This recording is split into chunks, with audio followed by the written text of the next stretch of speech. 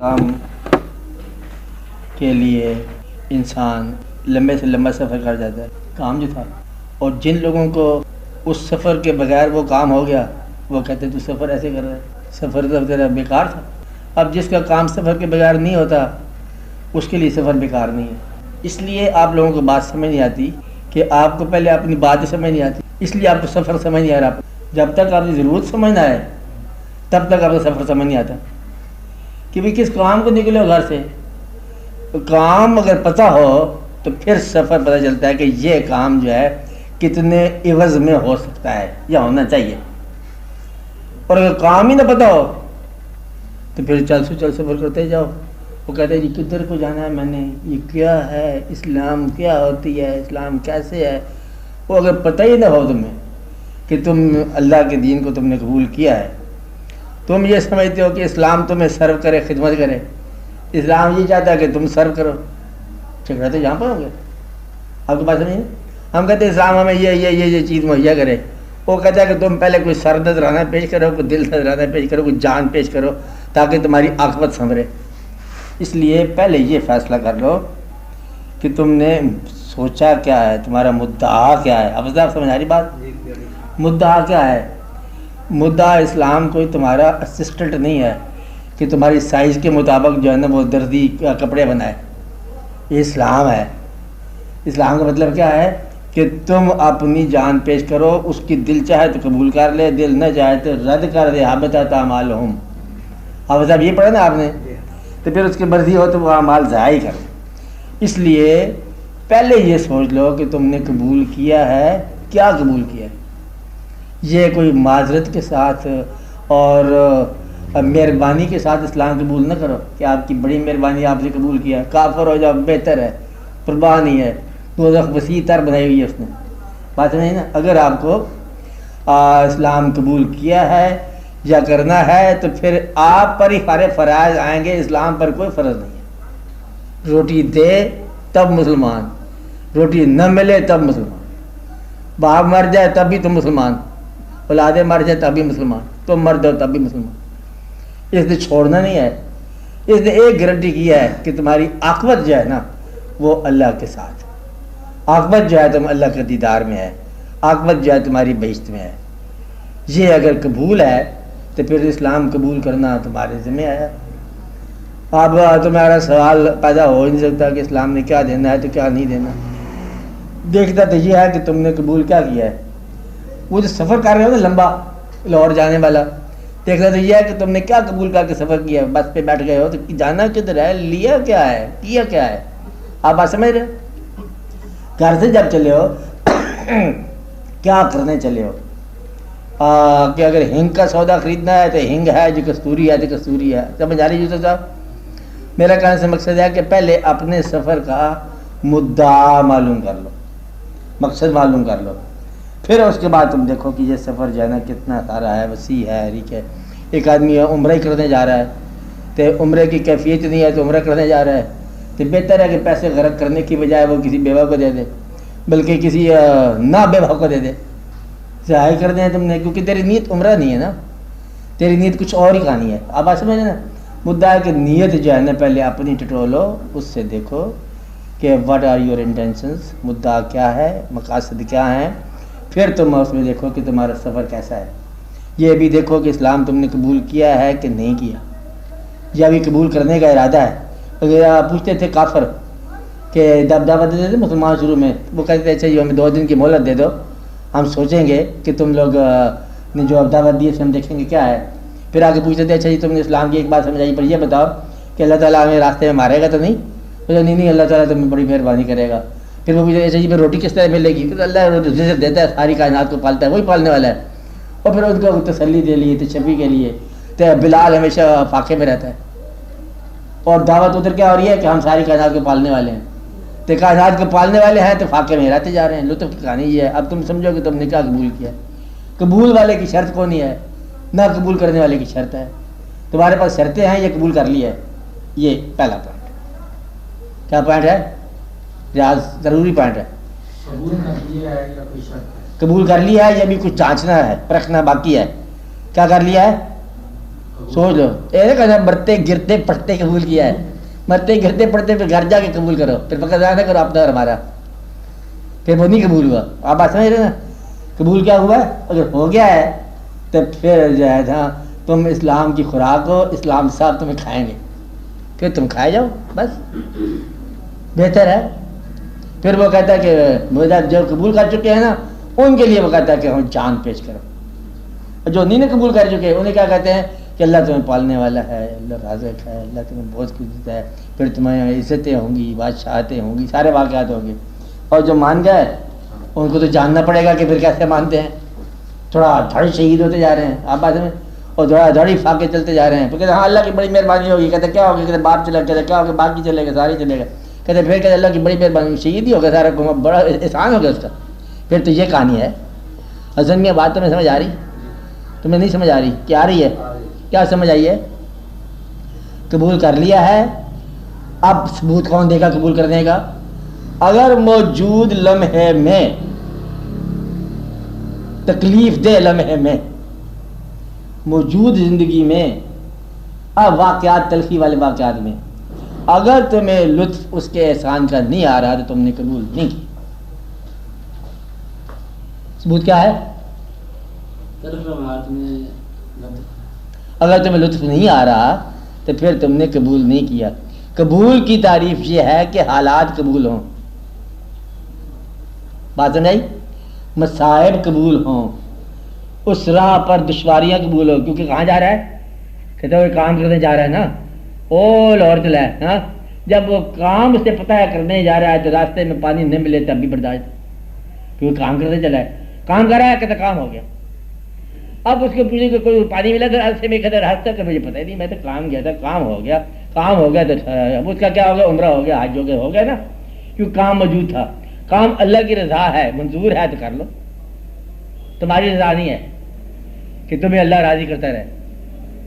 ایک اگر ان کو کبھی اللہ مل جائے نا بنفع نفیس، آپ بات سمجھیں ڈاکٹر صاحب کیا کہہ رہا میں؟ اگر اللہ بنفع نفیس مل جائے، اسی کہہ رہا ہوں، اسی کوئی ہاں، اگر اللہ مل جائے نا بنفع نفیس اور اللہ کہے کہ میں اللہ ہوں، تو یہ کہیں گے بھائی تو ہمارے کام دو چار کر دے. وہ کہے گا میرے کام کرو، یہ کہتے بعد میں فیصلہ کر لیں گے، تیرے کام بعد میں کرے، پہلے تو ہمارے کام کر، دو چار کام ہیں ادھر ادھر، مطلب یہ اس کو کام میں لگائیں گے، وہ کہتے تم کام پہ لگو. اب ایسے میں نہیں، یہ ہے دقت، یہ ہے قبول نہ کرنے کی بات. اگر اللہ مل جائے تو پھر تم نہ رہو، یہ ہے قبول کی بات. جب تمہاری زندگی میں اللہ آ گیا تو پھر تم ابھی تک وہی اکڑے ہوئے ہو تو تم کیا ہو؟ اللہ بھی آ گیا اور تم بھی بیٹھے ہو تو پھر تو یہ تو کوئی گستاخی قسم کی چیز بیٹھی ہے، پھر بات نہ بنی. آپ بات سمجھ رہے ہو نا؟ پھر وہ ہے تو پھر وہ نہیں ہے.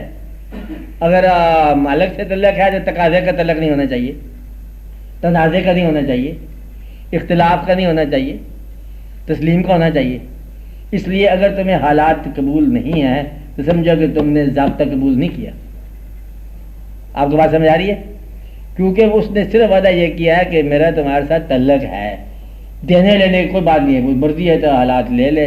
اور کوئی درویش مل جائے کہتا درویش ملا سائیں جی کہتے بابا جی کوئی دعا فرماؤ، کہتا اللہ کرے کہ ککھ نہ رہے.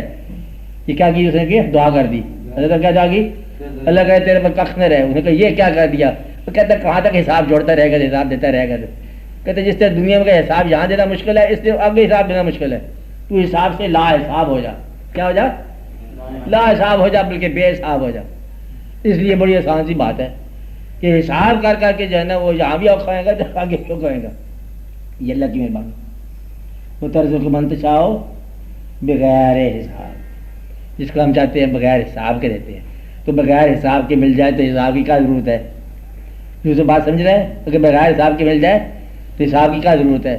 اس لیے اب یہ دیکھنا ہے کہ اگر تو دیتا ہے اللہ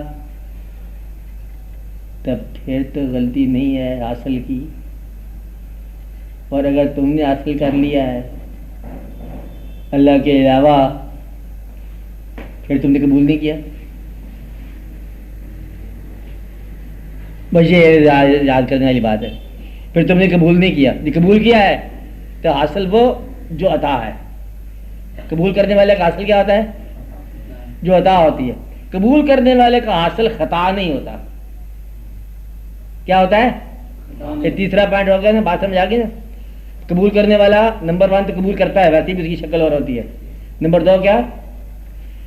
وہ اس کو حالات میں لطف آتا ہے، جو حالات گزرے، ابتلا کے گزرے، حال کے گزرے، خوشی ہو الحمدللہ، غم ہو الحمدللہ، ہو الحمدللہ، ہو الحمدللہ، کہتے وہ چلے گئے الحمدللہ، کہتے دوسرے بھی چلے گئے الحمدللہ، کہتے جنازہ پڑھنے والے بھی چلے گئے، انا للہ و انا الیہ، سارے الحمدللہ ہو گئے، یعنی کہ حتیٰ کہ سارے ٹوٹ گئے، کہتے وہ بھی الحمدللہ ہو گئے، کہتے تسی بھی، کہتے اسی بھی الحمدللہ۔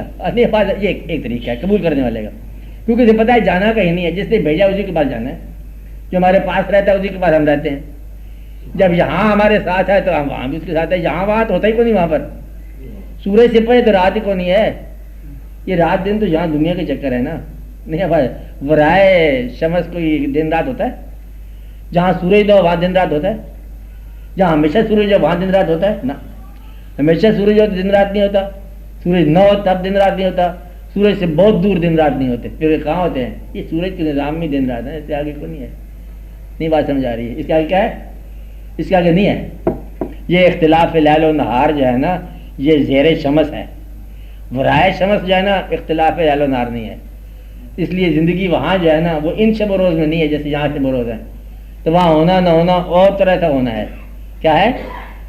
ہونا نہ ہونا اور طرح کا ہونا ہے۔ اچھا معمولی سی بات ہے، یہ سمجھ آ جائے گی، سائنس کو بھی آ جائے گی۔ بہرحال آپ کو بات سمجھ آئی؟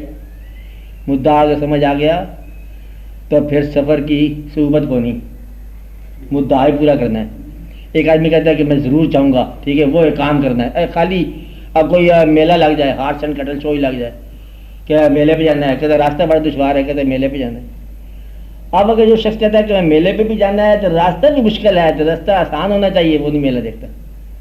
اب بس میں میلہ دیکھنے والے تو ایسی ہے، اور گرا کٹ جاتا بھی کہتے ہیں میلہ دیکھ، وہ آپ کا کام کرتے رہتا ہے۔ اب بس میں اگر مدعا معلوم ہے تو سفر کا گلہ نہ کرو، اگر قبول کر لیا ہے تو پھر بھی گلہ ناجائز ہے، کیونکہ ہم نے یہی زندگی قبول کر لی ہے۔ آپ بات سمجھ رہے ہیں حافظ صاحب؟ اور اگر ہم اس کے ساتھ متعلق ہیں تو اس نے جو کچھ ہمارے ساتھ کیا ہوا ہے ہم اس کے ساتھ ساتھ چل رہے ہیں، اس میں ہر چیز جو ہے نا ادھر سے آ رہی ہے، یا ہر چیز تم خود کر کے دیکھو کہ اس نے تمہیں چھوڑ دیا، یا تم کرو یا اس کی طرف سے کرو۔ اب یہ بات مشکل ہے، یہ چوتھا پوائنٹ ہے کہ جو کچھ ہو رہا ہے یہ وہ کر رہا ہے، یا جو کچھ ہو رہا ہے ہم کر رہے ہیں۔ اب یہ مشکل ہے کہ کبھی ہمارے دم سے کائنات چلتی ہے، کبھی کائنات کے دم سے ہم چلتے ہیں۔ بھائی یہ مشین ایسی ہے، مشینوں کی بات ہے، کبھی مشین سیدھا چلتا ہے، کبھی مشین کیسا چلتا ہے۔ اور اگر انسان نہ ہو تو اس نے کائنات کیا بنائی؟ کائنات کا شرف تو پھر انسان ہے نا، اور کائنات کے لیے انسان بنایا یا انسان کے لیے کائنات بنائی، یہ بس اللہ کا پتہ ہے، یا پھر اللہ کے نبی صلی اللہ علیہ وسلم کا پتہ ہے کہ کون کس کا جواز ہے۔ اب یہ یاد رکھنا، کیا بتایا؟ کون کس کا جواز ہے، کون سی تخلیق کس تخلیق کا جواز ہے۔ کائنات انسان کی تخلیق کا جواز ہے یا انسان کائنات کی تخلیق کا جواز ہے؟ کائنات مقدم ہے یا انسان تقدیم میں ہے؟ اب یہ بات آپ سوچو، وہ مالک کا کیا منشا ہے؟ اگر تو انسان مقدم ہے تو کائنات زیر نگی ہے اس انسان کے، جو بھی انسان اشرف ہو، وہ تو فیصلہ یہ ہے کہ اشرف تو پھر آپ ہی ہے نا، اشرف تو آپ کی ذات ہے، تو لہٰذا یہ کائنات زیر نگی ہونا لازم ہے۔